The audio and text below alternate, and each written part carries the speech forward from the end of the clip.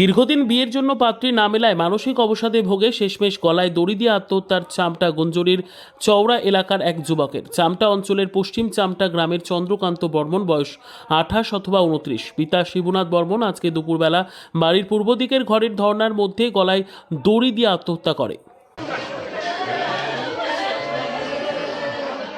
আজকে আমাকে দুপুর সময় ঘটনা ঘটে গেল।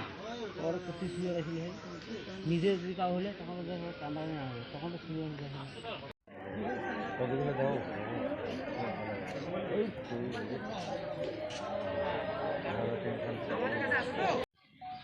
কাকে বলছি। আজকে দুপুরবেলা আপনার প্রতিবেশী এক চন্দ্রকান্ত বর্মন নামে এক ব্যক্তির অস্বাভাবিক মৃত্যু ঘটে। এই ব্যাপারে কি জানেন আপনি?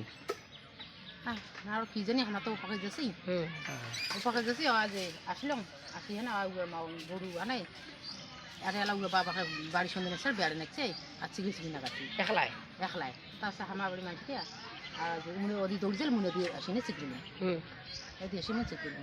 পরিবারের সদস্য কতজন ওনারা? 4 জন। মেয়ে তো 4 জন, মেয়ে 2টি। 4 জন কি কে?